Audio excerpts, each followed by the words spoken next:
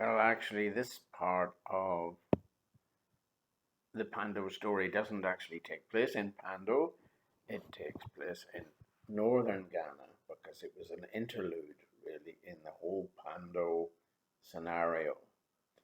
So, yes, I took a visit up to the north of Ghana where I had, worked as a volunteer some 40 years previously. So I'd been a volunteer in Wa, which was then called the Upper Region, between 1975 and 1977. I've recorded a podcast about this formative experience.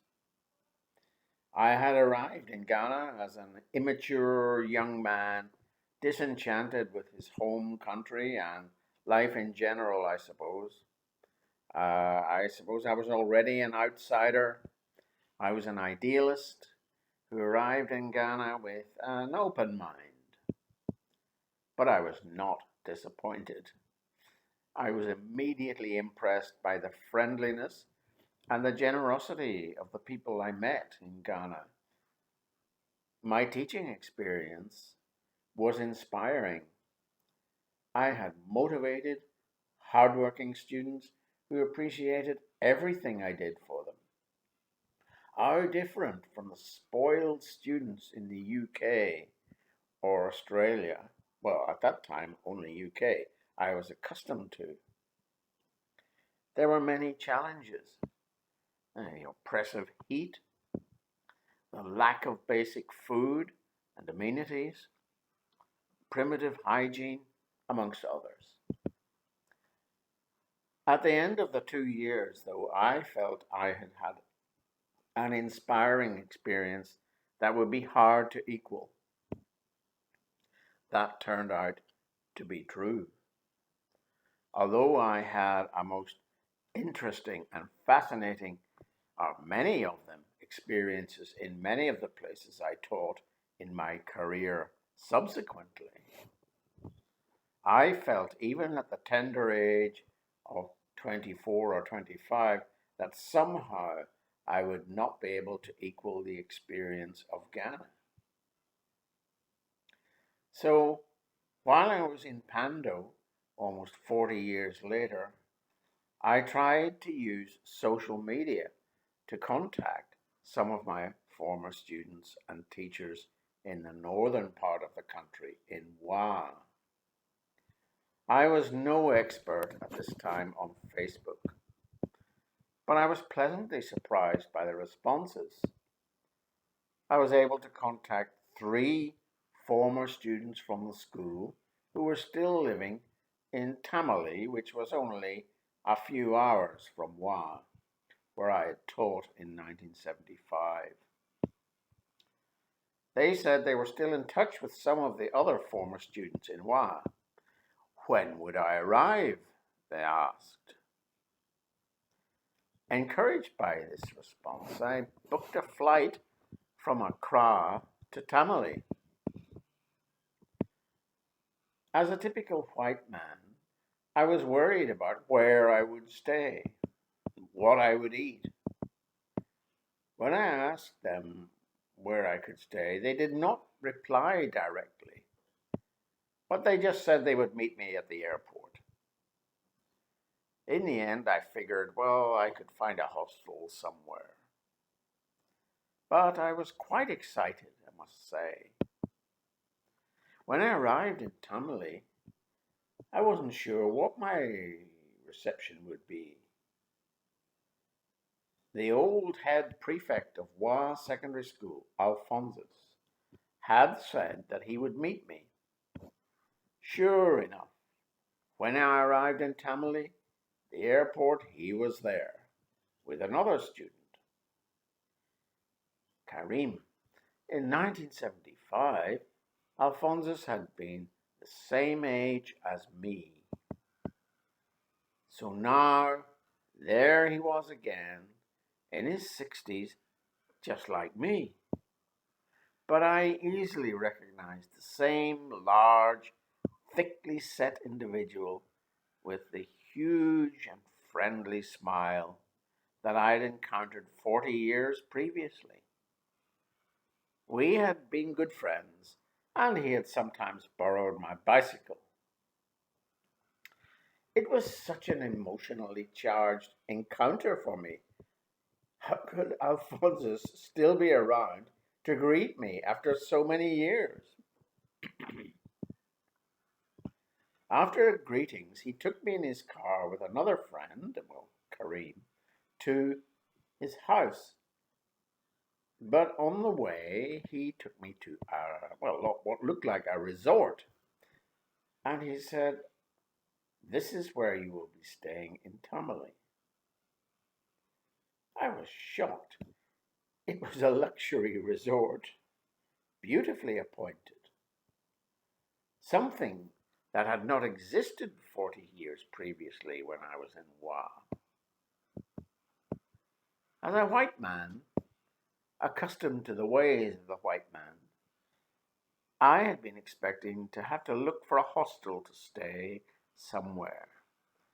But no, here it was, a beautifully appointed hotel in a resort.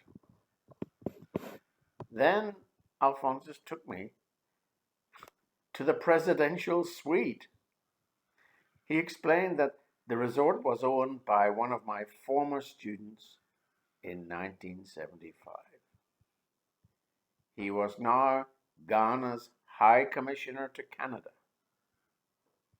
And on learning of my visit to Ghana from Alphonsus by email, I assumed, he expressed that he was so sorry he wasn't able to meet me personally, but he hoped I would be comfortable. Sully Gariba was his name. In the presidential suite?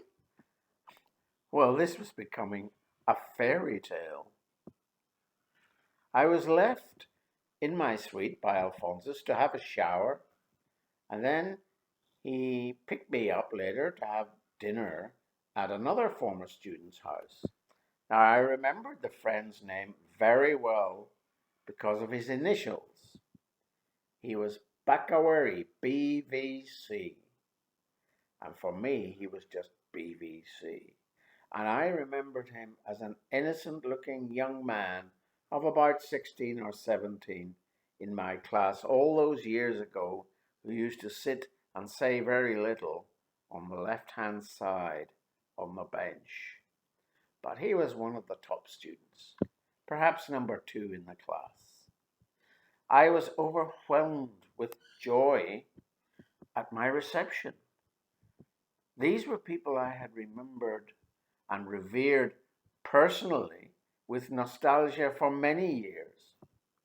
But I had thought that I would never see them again in my life. This was a dream. It was a fantasy for me. It was a fairy tale.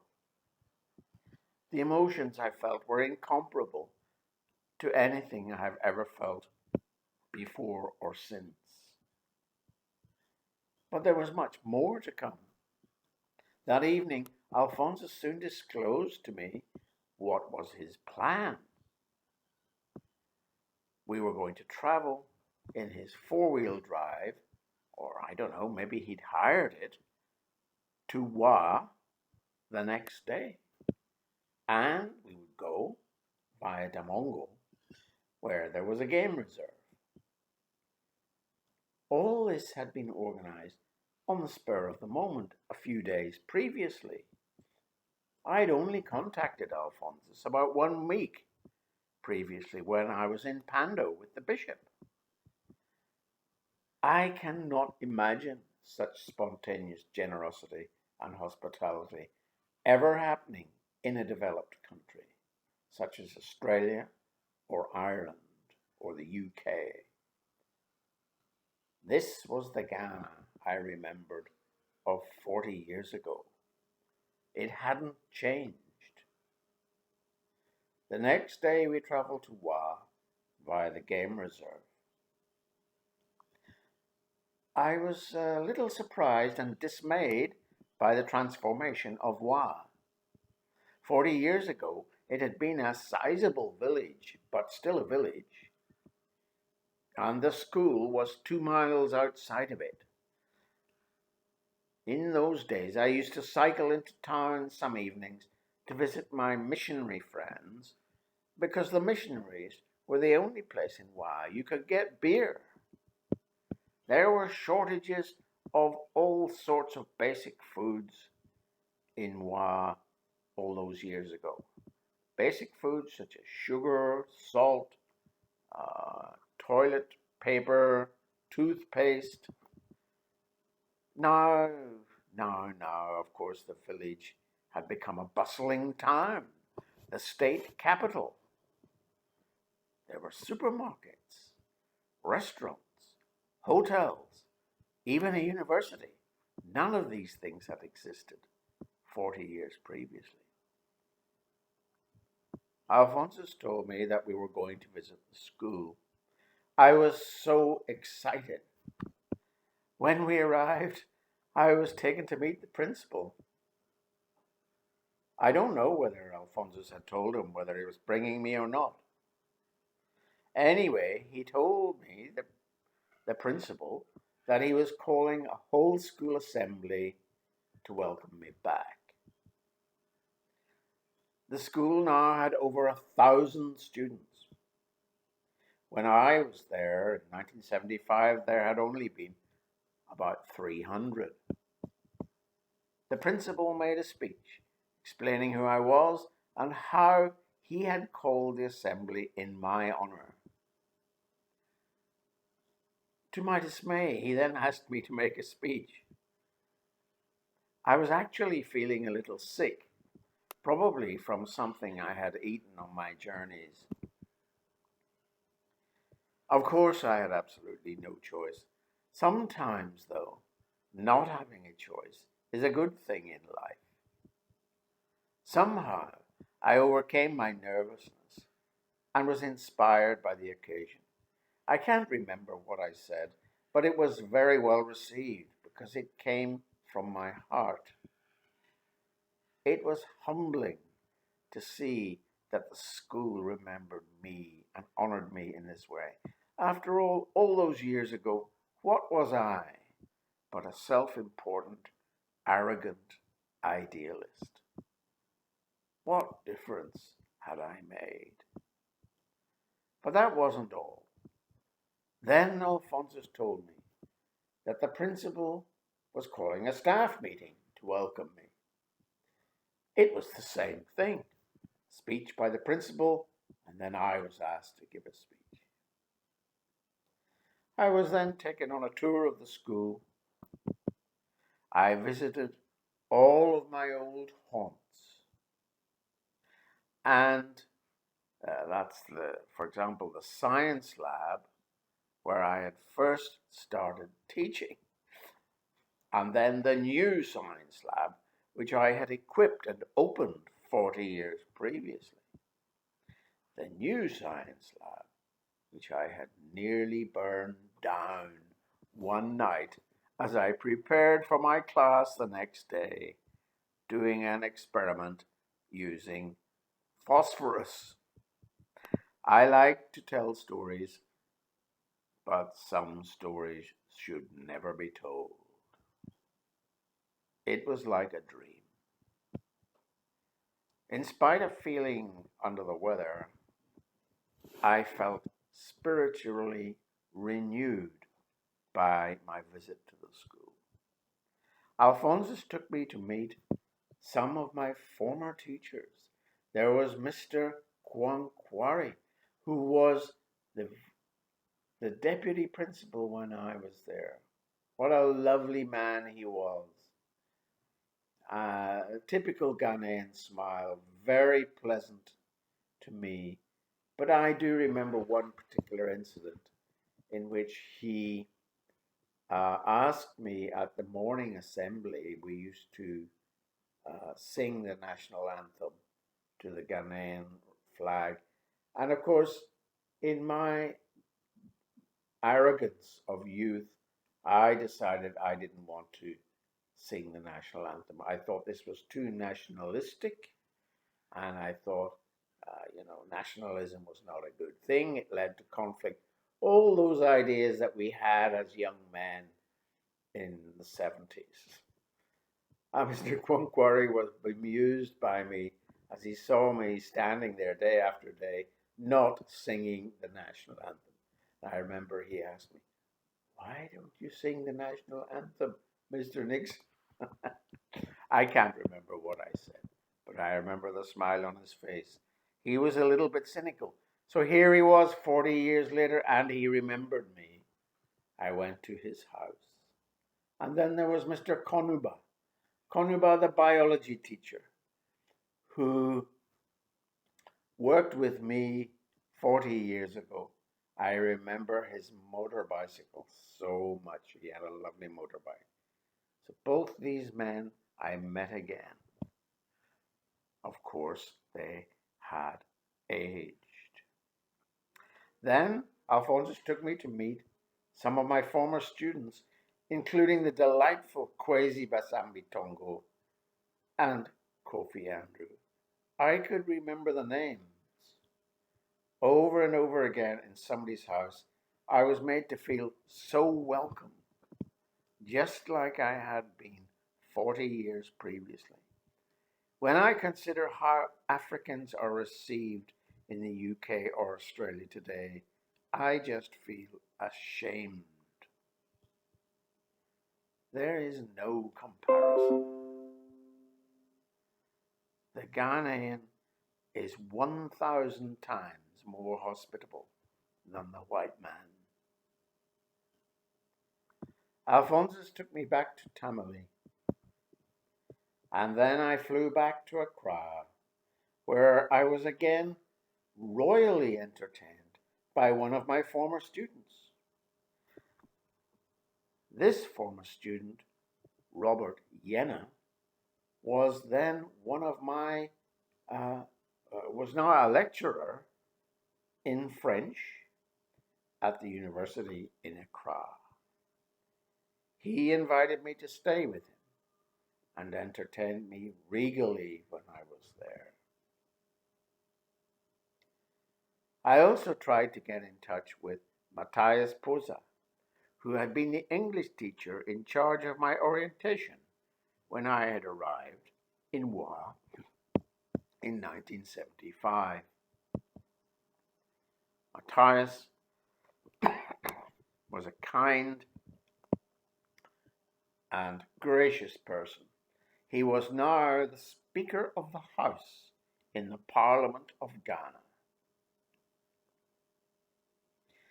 Unfortunately, I couldn't get in touch, but I did manage to get in touch when I returned to Australia, and Matthias and I eventually met up again in a future visit to Pando.